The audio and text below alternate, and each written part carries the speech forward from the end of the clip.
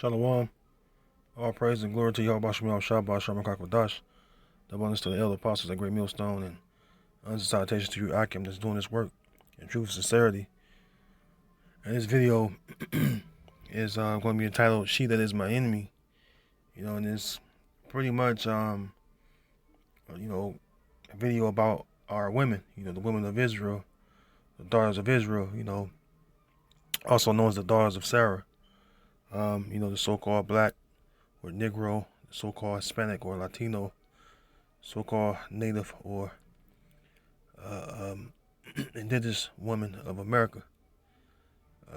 Pretty much, a lot of you are against us, and you've been against us for a long while, and that's gonna come to an end, once all hell break loose,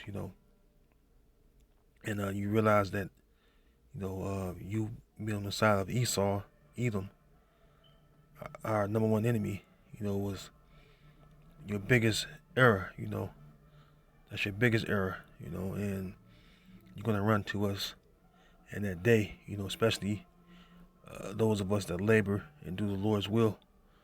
You're going to look at us totally different, and you're going to run up to us to get that protection from us, because we're going to be your everything once all hell break loose, and that's going to happen real soon. So I have something queued up, but I'll get back to that. Let me read this in the book of Isaiah, chapter 4, verse 1. It says, "In that day 7 women shall take hold of one man, saying, We will eat our own bread and wear our own apparel.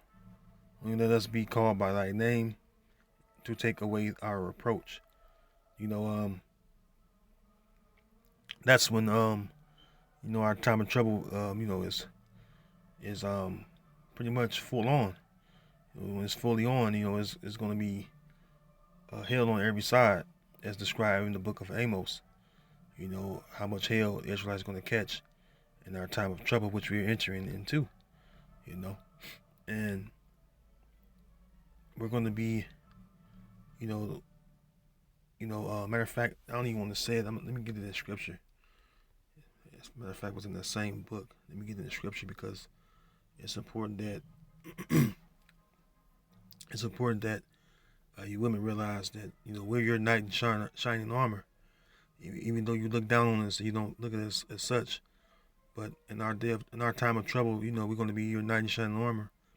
So it's best you get right now, because a lot of us not going to accept you in that day, especially you women that are just flat out just whores, man. Those of our women that just flat out whores, and you like to flaunt in your little whorish ways and things like that. So this is the book of Isaiah 32:1. It says, "Behold, a king shall reign in righteousness, and princes shall rule in judgment." Our king, our great king on high is Yahweh Shai. And under him, King David. And the rest of us, Lord willing, I'm a part of the elect. The rest of us that are a part of the elect, Lord willing, we endure to the end. We're going to rule, because we are princes. All right. Verse 2, "And a man shall be as an hiding place from the wind, in a covert from the tempest, as rivers of water in a dry place, as the shadow of a great rock in a weary land."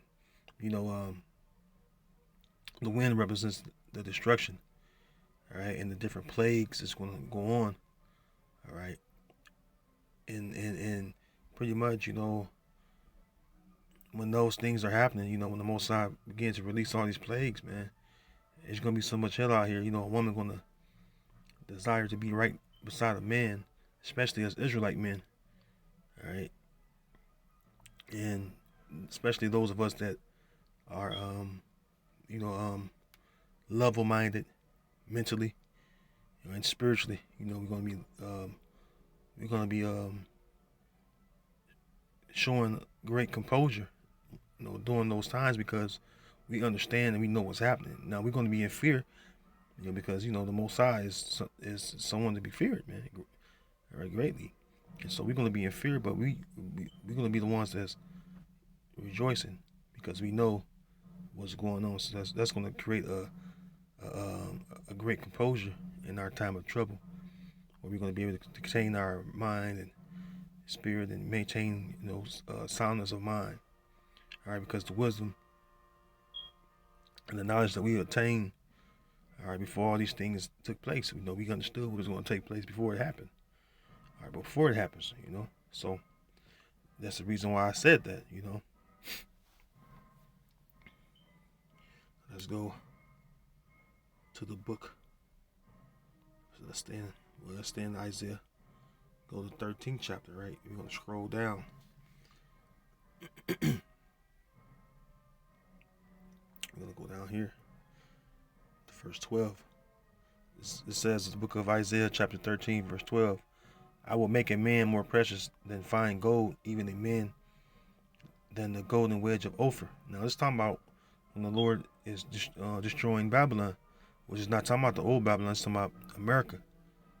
All right, he's gonna make a man more precious than fine gold, which is us Israelite men. You're gonna be more precious than fine gold, even the golden wedge of Ophir, which is the highest and the purest form of gold. All right, that's saying something. All right,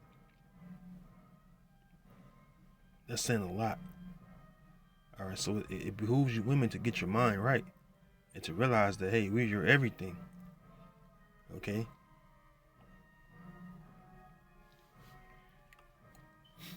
Those you Israelite women talking about you don't need a man, we're gonna see in that day, But let's get back to you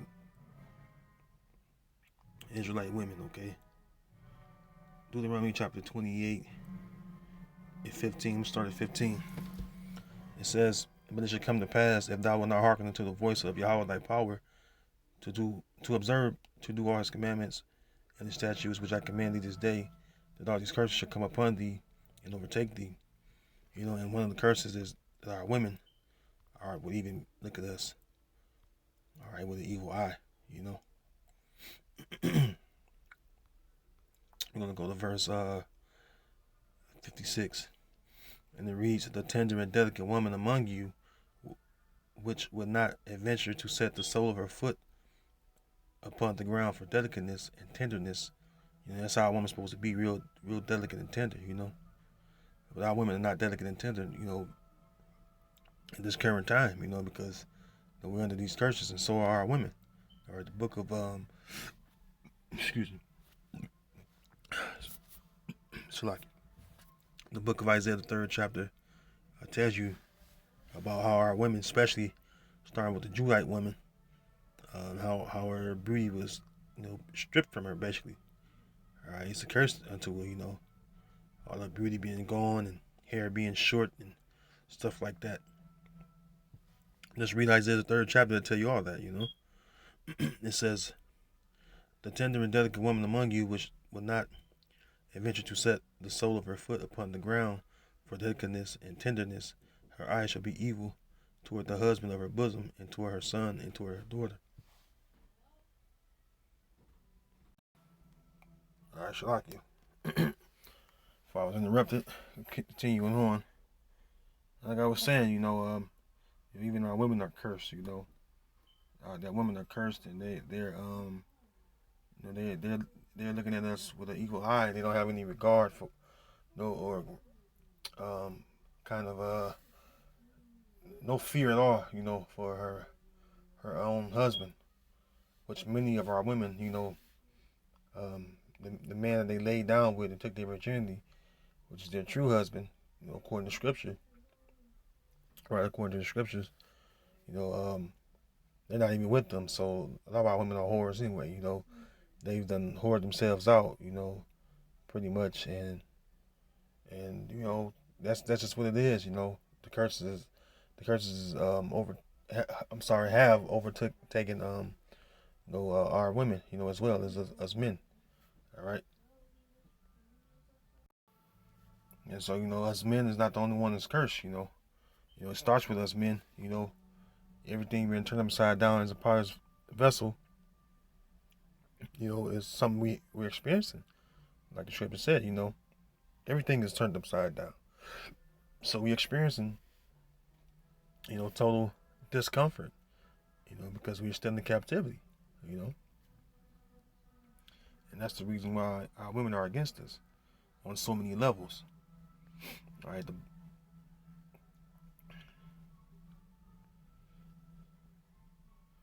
book of Micah, chapter 7, verse 10, and it reads, "Then she that is my enemy shall see it, and shame shall cover, and shame shall cover her, which said unto me, Where is Yahweh thy power? Mine eyes shall behold her now. Mine eyes shall behold her, sorry. My eyes shall behold her. Now shall she be trodden down as the mire of the streets." A lot of you Israelite women are going to, be trodden down when all hell breaks loose, and you're not going to be saved, and you're not going to be, uh, uh, rescued from the destruction and the plagues leading up to the destruction. All right. Many of you are even right now as I speak, talking against your husband, or saying all manner of things, back talking, and pretty much, men are not gonna deal with that, when all hell breaks loose, because we're gonna be out surviving, and you women, all right, you women gonna be quickly left alone, all right, and you're gonna wish you hadn't, because you're gonna be begging to get beside us, okay, and furthermore, one thing about you brothers that have wives, remember what Paul said. He said, "Those who have wives be those as they have none." All right, so it's a good thing, having a wife, but remember, you know, Paul spoke about the trouble in the flesh that you're going to catch for having one. All right, so it's just what it is on this side, And so we have to endure these things. All right, you brothers out there, don't be surprised at what your woman do. Or if your woman, if she turns against you, when all hell break loose. Okay, remember Job's wife. Y'all get an example of Job's wife real quick.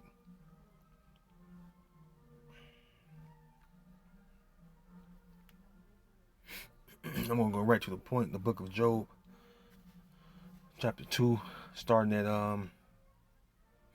let's see here. I'm gonna go right to the point. Job chapter 2, verse 6 says, "And Yahweh said unto Satan, Behold, he is in thine hand, but save his life. So went Satan forth from the presence of Yahweh, and smote Job with sore boils from the sole of his foot unto his crown. And he took him a potsherd to scrape himself withal, and he sat down among the ashes. Then said his wife unto him, Doest thou still retain thine integrity? Curse the Most High and die." And so, the very moment that Job was being afflicted and Job was faced with adversity, his wife, started acting ass, pretty much, started acting a fool, and this is Job's response to her, and think about it. She actually told him to curse the Most High and die, man. Don't be shocked if your woman tell you that, man, because she's so afraid of the hell that's around her, man. All this evil is going to be around her, all right? But yeah, this is Job's response. Verse 10, it says, "But he said unto her, Thou speakest as one of the foolish women speaketh. What? Shall we receive good at the hand of the Most High, and shall we not receive evil? And all this did not Job sin with his lips." All right, so pretty much, that's the example of an Israelite woman turned against a man, especially when adversity strikes.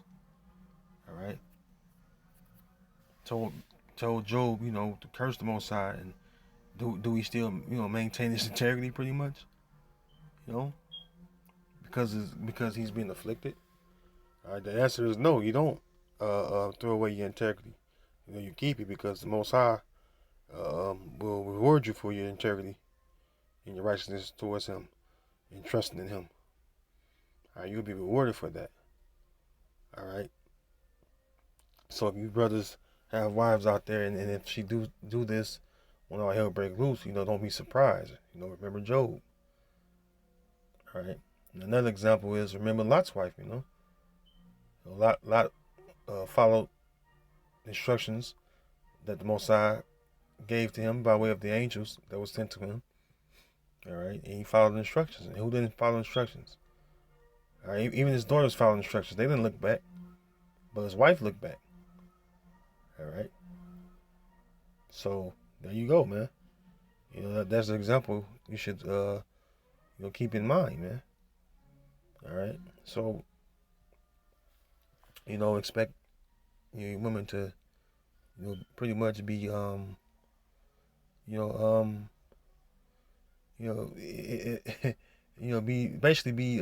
expect your women to be basically frantic and experiencing great anxiety during that time. Women are the weaker vessel. They're the weaker vessel, and you don't expect them to be strong. So the Lord bless you to have a wife until you get on the chariot, or basically meet you on the chariot as well. Because you may have to leave off and run for your life. The Most High can guide her and keep her and your children, and y'all can meet on the chariot. If you're a part of the elect, and y'all be beamed up at the same time, that'll be a blessing as well. The Most High been granting you and your family salvation. That's a beautiful thing. So with that, Lord willing, you're edified, and until next time, I say shalom.